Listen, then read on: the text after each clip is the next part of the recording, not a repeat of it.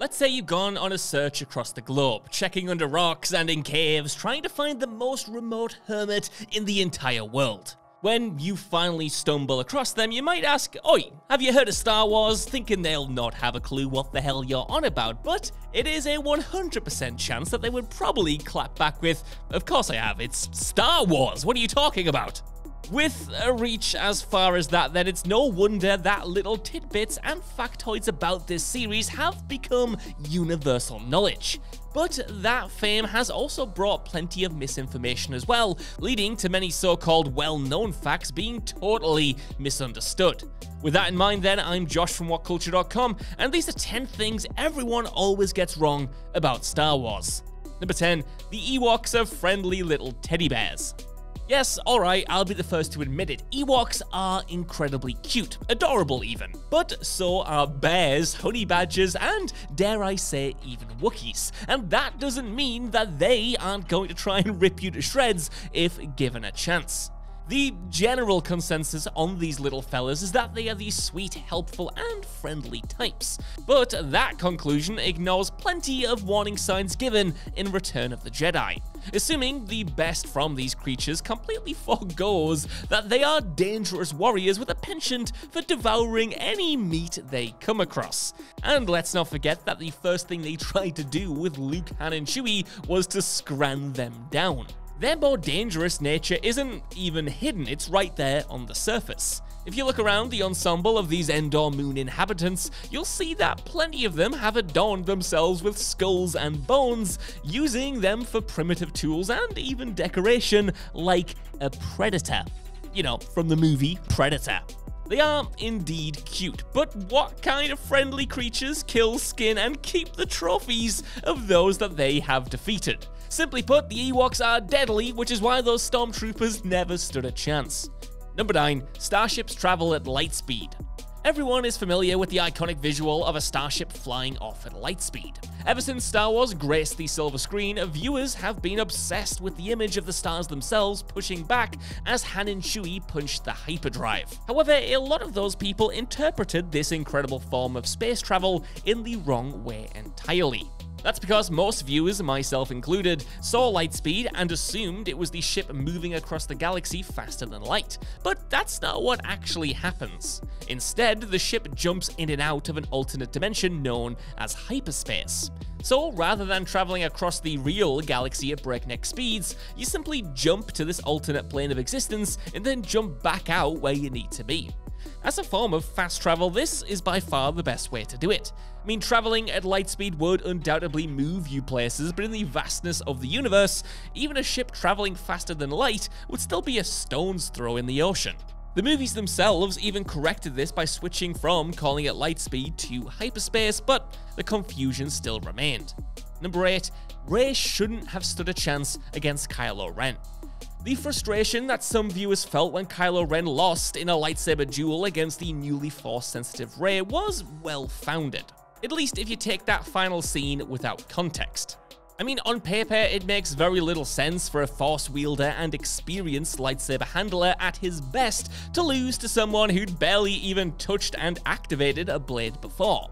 But the thing is, this scene does have context, and most people forget that Kylo Ren was not at his best during this fight. There were plenty of reasons why Ren and Rey's odds were on par.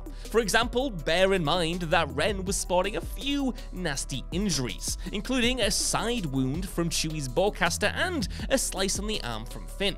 The bowcaster itself was repeatedly shown absolutely annihilating First Order soldiers with a single blast, and Kylo took a direct hit.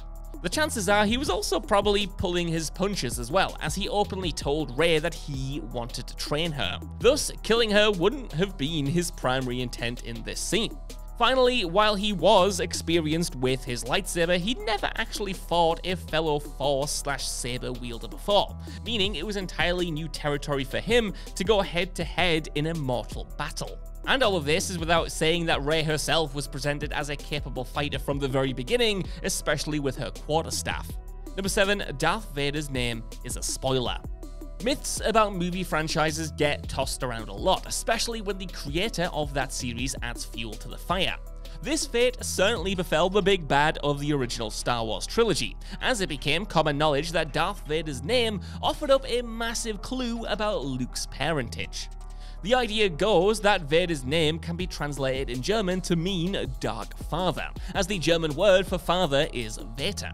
But this falls apart almost entirely when you find out that the German translation for dark is Dunkel, and Dunkel Vater, yeah, it's not quite right. There's also a claim that you can do the same thing in Dutch, as the word for father is Vader, pronounced Vader.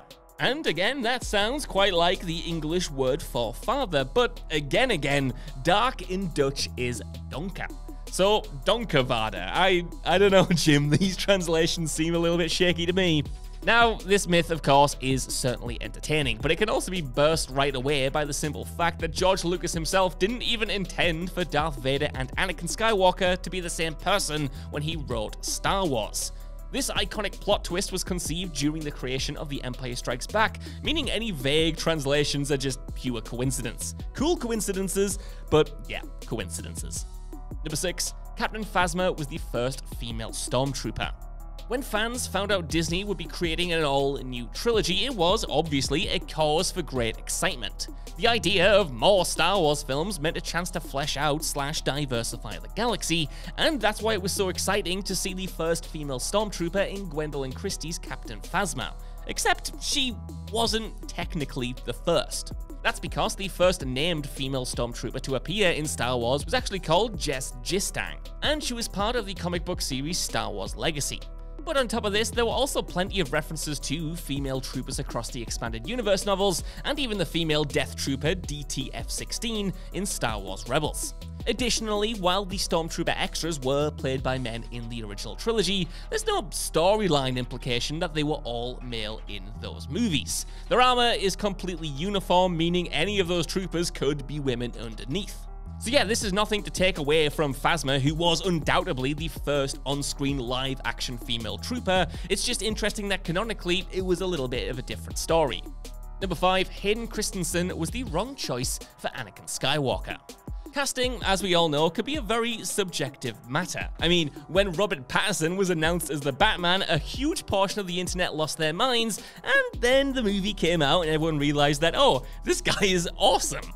Still, what works for some might not work for others. However, there are those rare occasions when everyone does collectively agree that someone was miscast. And unfortunately for Hayden Christensen, he found himself at the tail end of this, being universally loathed back in the day for his performance as Anakin. But did he deserve that backlash? Well, the title to this entry of course reveals that no, he didn't, and time has been kind to this actor. The prequels back then were mocked relentlessly for their wooden acting, and Hayden Christensen seemed to be at the height of that revolution. Audiences everywhere criticized his whiny voice and teenager-like personality, claiming that he was not a good depiction of a young Darth Vader. However, while it is true that his acting was wooden in those movies, he's hardly alone in that boat. So much of the acting in the prequels came across as awkward and stiff, with even decorated performers like Natalie Portman and Samuel L. Jackson struggling to reach their regular standard. And that's probably because it's been well documented that George Lucas himself cared very little about engaging with his actors in order to give them proper direction. He cared more about the visual storytelling, while the actors were mostly just left to fend for themselves, hence why there are so many performances that fall flat across those 3 movies. Number 4, Kyber crystals power lightsabers. Star Wars is a series populated with some of the coolest things sci-fi has to offer. Giant space battles, blaster rifles, gargantuan monsters, it really does have it all. Yet, despite all of those mind-blowing science fiction treats, it's the humble lightsaber that is undoubtedly the most iconic part of the series. Now, the inner workings of this remarkable weapon don't tend to bother most viewers. You just turn them on, make the noises, and voila, an instrument of death is born. However, one thing most people do know about the technical side is that they of course need Kyber crystals to power up, and consequently many have interpreted this to mean that said crystal is actually the power source of the saber, but that's not quite right. The KYBER crystal is indeed the beating heart of the weapon, but it's not the mechanism that actually powers it. Instead, it's a component of the blade that has energy transmitted through it by the actual battery of the machine, the diatium power cell. So if you want to put your own lightsaber together, and first off, good luck with that, you'll get nowhere with just the crystal and a hilt, so don't forget that power cell.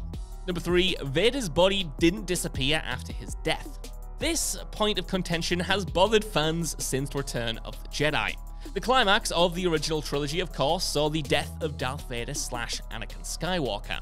Yep, something felt a little bit off with it, as while the bodies of Obi-Wan and Yoda disappeared upon their deaths, the same thing didn't happen for Vader. Well, Anakin's body did disappear, it just took a little bit longer than the others. When looking at the funeral pyre Luke made for his dead father, you'll notice that it's only Anakin's mechanical components being burnt, with no biological part of him shown at all. Now, this evidence admittedly might feel a little bit tenuous, as there's a chance that his body was still underneath his mask, but that's where the expanded universe comes in. It's confirmed in the book Champions of the Force by Kevin J. Anderson and the original databank formerly from the Star Wars website that Anakin's biological body did disappear, and that the items Luke burned were, in fact, Vader's suit and mechanical features. Of course, the introduction of the Disney sequel trilogy officially ended the canon of the EU, but despite that, there have been no retcons for this detail in the new trilogy, so that canon should stand. Number 2, Stormtroopers can't aim. There are plenty of in-jokes among Star Wars fans, poking fun at Darth Vader's dramatic "no" imitating Yoda, and joking, of course, about Luke and Leia's accidental incest are chief amongst the best. But nothing compares to the mockery that Stormtroopers get for their so-called terrible aim. And at a glance, it does make perfect sense to accuse these soldiers of being poor shots, as yes, they never actually managed to hit any of the main characters, but let's not forget that these troopers are the standing army for the most powerful empire in the galaxy. And there's plenty of evidence to suggest that clones / stormtroopers are decent shots and good shots at best. The iconic Order 66, for instance, showed them hitting their targets with stark precision for the most part. Plus, in A New Hope, they managed to kill plenty of Jawas, with Ben Kenobi even uttering the memeable phrase, "Only Imperial Stormtroopers are so precise." And those are just a few examples. The truth is, they are only bad shots when it comes to catching the central characters, because of course they are. If they shot them all, there'd be no movies, and you can never underestimate the power of plot armor. Number 1, Luke, I am your father. No. Being a franchise fan often brings about plenty of debate, with one of the most compelling questions being, what is the series' most iconic moment? But while most fandoms can argue about that until the sun goes down, pretty much every Star Wars fan knows that it's the shocking reveal that Darth Vader is Luke Skywalker's father.